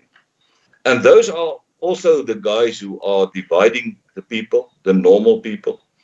Those are also the guys who are putting in Afrikaans sê ek, hulle dryf 'n wig tussen groeperinge in. And those are also the guys who are creating an atmosphere which allows the enemy to laugh at us. And we are, at this point in time, the laughing stock of Black South Africa, of the hostile organizations. Julius Malema has got the arrogance to tell from a stage the white man to know his place. He will meet them toe to toe. You know, way back in the early 1900s, something like that would have created immediately a strafcommando and people would have sorted them out. And we are living in fear as a result of division in our midst. And we have to bear in mind that there is a prophet, a Boer prophet. It's good to know that he prophesied and what he prophesied became reality. But we mustn't make our daily lives trying to make sense of where in that timeline we are now. What we have to focus now on is, firstly, to become a strong force again. Secondly, to survive, because there's a genocide on our doorsteps, just waiting to take place. And as long as we are going to focus on the man in the brown suit, we are going to miss the metaphorical reference of Siener van Rensburg to a man in a brown suit, and that might just be an army, a body of people, Right. who are marching towards freedom. And ons moet nie die metaforiese, we must never leave out the metaphorical meanings of the visions and take it up literally. What I know is that we are a believing folk. We believe in the true God of the Bible, the God, the creator of heaven and earth, the God of Abraham, Isaac, and Jacob. We are believers in his son, the Messiah, Jesus Christ. Other people call him Yeshua Messiah. But we all know that he's the one who already 2,000 years back created freedom for us. And all we have to do is stand up and take up the freedom that was provided for us on the cross at Golgotha 2,000 years back. And we have to start to live again, and we have to become a unity, a God's army standing up against evil, because at the end, it's a war between evil and light. Yeah. Okay, now just for those watching, the reason you can't see Izak is because his phone overheats, so he's actually got his video off. He had his video on for most of the live stream. All right, I've got two final questions I'm going to put to you guys, and then we'll wrap up the live stream. I see we've now got a bid of 6,000 Rand for the painting. That's great stuff, guys. Well done. Well done to Bad Company, who's got the top bid at the moment. Now, Set Apart says, thank you for what you're doing from down under. You're instrumental in many ways of bringing people together. True leaders are servants, and you have two great leaders here. And yes, we do. We do have two great leaders here. Okay, now the final two questions, guys. Okay, this is directed at Hein. Peter Dutoy says, please ask Hein how Lesotho and Swaziland stayed independent from the borders of South Africa. Well, Swaziland and Lesotho got their independence basically because that's what they wanted, apart from South Africa, because they weren't part of, you've got to look at the history of South Africa. In the history of South Africa, it was the Cape Province, then it was the Free State as a republic, and Natal with Transvaal as a republic. So Swaziland was never part of it, and Lesotho was never part of it. So in terms of the international community, when they wanted independence, it was very simple. Nobody ruled those areas except the indigenous people there. So when they wanted it, they got it. That's basically what happened. They were never part of South Africa. Right. Okay, and the final question that we have is, James Bowie says, and I'm going to put this to both of you. He says, at what point is enough enough? And when do we stand up and start pushing back?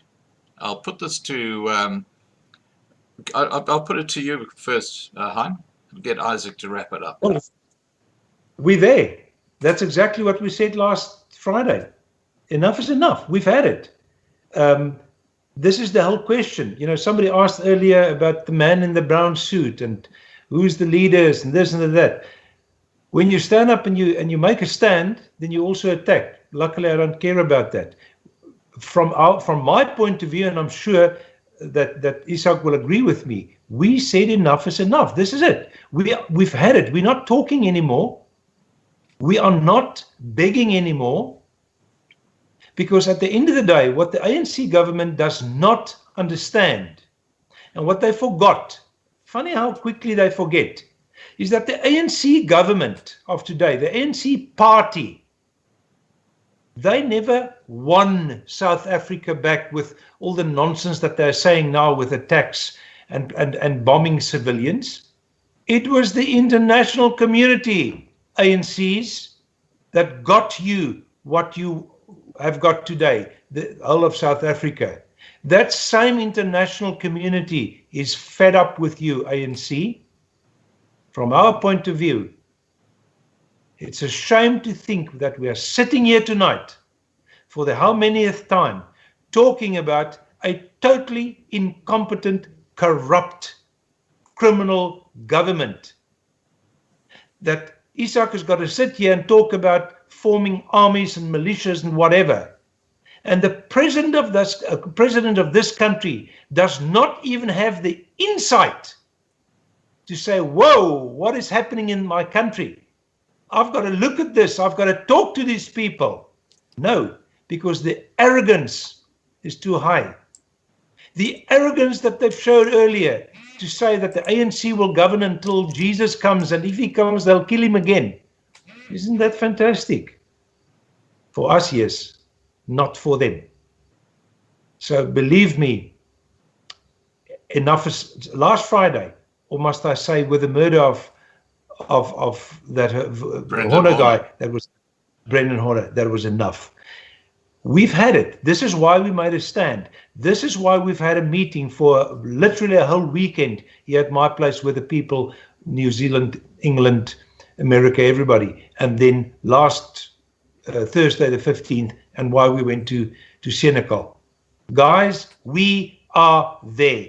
We've had it. We will now, if the police does not do their work, we will have to do it for them. But the funny thing is, we won't do it for them, we'll do it for ourselves. Right. Okay, last word with you, Izak. Yeah, Hein, you took out the words out of my mouth again, but yeah.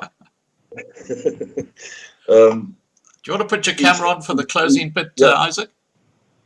Yeah, I just hope my phone doesn't overheat again. Let's try. Yeah, what is transpiring in South Africa now is a manifestation of just what Hein said. That the president of South Africa, knowingly that the Boer people are mobilizing and they are fed up. And they are gaining momentum. We saw it since 2017 with 2018 with Black Monday, with the protest actions that emanated from there and resulted into Senegal 1, Senegal 2. That the Boer people are going to gain momentum. and good leadership will lead them into a war that they will never lose. And that is the facts. And all that we have to do is be there for our people and regulating them and putting them under command and control and doing strategically what we need to do within the boundaries of the law. And then I can guarantee the people watching here and all the brothers and sisters out there that the enemy will run away. They will run away. And we just to stand firm, become a unity. And I can imagine if Senekal 2 was a march consisting out of 3,000 or 4,000 people. In my spiritual eye, I saw the red overalls rushing for the buses and running away from Senekal without us doing anything. There's strength in unity, and that's what my message is for the past 4 years. And my message this message, I will take it to my grave one day. Right. There's strength in unity. If we can have 100,000, 200,000, 500,000 trained officers, trained soldiers on a parade, we don't have to do anything but telling the people there how beautiful our country is, how we love our country, how we love our beautiful, beautiful places in South Africa. We don't have to do anything. The knee knobs of the Nebuchadnezzar of South Africa will start to shiver and they will run away. I can guarantee you. They don't know the Boere people. They don't know them. And they pay people to keep division and to keep us apart from each other. And I want the people to take note of this comment that I'm making. Stop listening to people who are sowing division and start listening to people with reason, with the ability to see what's going on in South Africa, and the people who are providing solutions. But we have to go as one man and vote for self-determination as from today. 4 million people, 4 million brown people, 2 million Indian people. Go and vote for self-determination, because if we keep ourselves as separate minorities, we are going to die like flies under the tyranny of the Nguni government, and they are going to kill us. They are going to destroy us. We have to become a united folk. Right. Okay. Now, just on that point you raised about the ULA mandate, remember it is linked down below this video in the description. You can see it there. All you do is click on that and you can put your mandate into the ULA. All right, I'm going to wrap this up now, guys. Is there just something you'd like to say in general to everybody watching, just as a final statement? Hein? Okay. Well, firstly, again, Scott, to you, again, thank you for the opportunity to get not only the whole Senekal 2 story out, actually from people that were there, not sitting behind computers and keyboard warriors, but from the people that were really there. So thank you for that. And secondly, I'm glad to hear that there are people that are really interested, and we know how this works. 1,600 or whatever that were live is just the beginning. So again, this will grow, and a lot of people will listen to this, and it's very encouraging to hear and to see that our people are starting to wake up to the reality of the situation that we are in. And for that, I can only go on my knees, which I will, again, and thank God, because our time is not God's time, that people start realizing that we, as a minority in this country, needs God's protection, needs God's guidance, and needs really God's hope for us to not only protect ourselves, but to protect His people. Because as Christians, we are God's people. So I want to get this message out that people must understand we are only humans. We are nothing without God. And if we don't believe in Him, and if we don't go for our strength, our courage, our insight, our everything that we have to God, then there's nothing left for us. But I do believe, and I've said this today and yesterday, I do believe with what is happening in the world at the moment, and I'm talking about the whole world, with this whole New World Order thing, I do believe that South Africa will become the center in the world for Christians.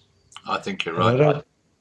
I don't want to go into the detail of that, but there's no country with a basis and the history and the strong base of belief in Christendom. And I'm not talking about churches, I'm talking about believing in Christ as Christians, that we will become the center. And I don't think that will happen in 10 or 15 or 20 or 50 years. I think we are on the brink of God's plan of having a country where His people can really live in freedom, prosperity, well, and how does the American thing says, and the pursuit of happiness. Thank you, Scott. You're very welcome, Hein, and thank you so much for joining us tonight. Izak, is there a final statement you'd like to make for everybody watching? Scott, once again, thank you. You were supporting the Boerelegioen over the past few years already, and we appreciate that from the bottom of our hearts. The platform that you created for us also to make our statements and to call up our people and to deliver the messages, not only to the South Africans, but also to the international communities, the expats out there who have interest in South Africa and who are watching with a hawk's eye what is transpiring in South Africa. And what is very important for me to close this message by is that the Boerelegioen symbolizes the Boere op hulle knieë, and that is what we are doing. And we are seeing it manifesting at every protest action, where the people first go on their one knee and pray to the Heavenly Father for strength, for help, and for power from the heavens to assist us in fighting this war, because as we correctly said earlier, we are already in a war. At this moment, it's more a spiritual war, but it's on a daily basis manifesting into also a physical war. And many thousands of our people are living in fear of being attacked by faceless murderers. And we as Boer people have to keep the momentum of protesting, because that is who we are. As Protestants and Christians, we have a legal obligation to go into protest and to resist unrighteousness and to resist evil. Even if the government is evil, we have to resist it. I don't say we have to take them over. God will allow us to rule as righteous people once more if we are gehoorsaam. As ons gehoorsaam is aan sy roepstem om op ons knieë te kom, hom aan te roep, sy leiding te vra en te doen wat hy vir ons vra om te doen. Dis 'n klein offer wat ons bring.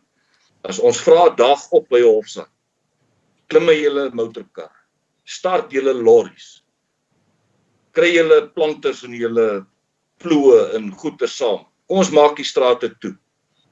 Let us go in our getalle to protest actions. Sin Senekal 2 for new victims. of murder emanated. So those court cases will come up.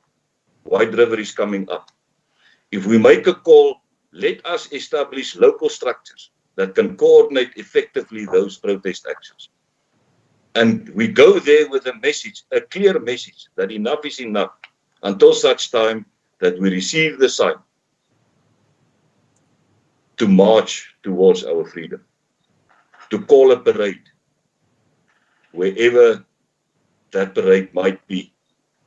But I know for sure that God will give the sword in our hands to take back that belongs to us as a minority group. Okay, fantastic. Look, I want to thank both of you guys. I mean, you are two really amazing leaders. I am absolutely thrilled that Eendracht maak Macht is now, you know, such an obvious thing that's happening. It's fantastic that you're all coming together, and I'm absolutely delighted. I just want to turn briefly to the side chat. Thanks to the moderators for the great job that you've done. I think Bad Company is the winner of the painting. 6,000 Rand will certainly help buy some feed for the livestock in the Free State. So that's a great situation. I just want to thank everybody who's joined us tonight. We've still got close to 1,300 people watching, and we've been going for 2 hours, so that's a great turnout. We did get up to about 1,700 again, Hein, so we kind of touched what you did the other day. But please remember to subscribe to this channel, because we do have really interesting live streams on every night at 8 p.m. Johannesburg time. And with that, I'm going to shut down the live stream. And once again, in closing, thank you so much, Hein. Thank you so much, Izak. It's been a pleasure to have you both on.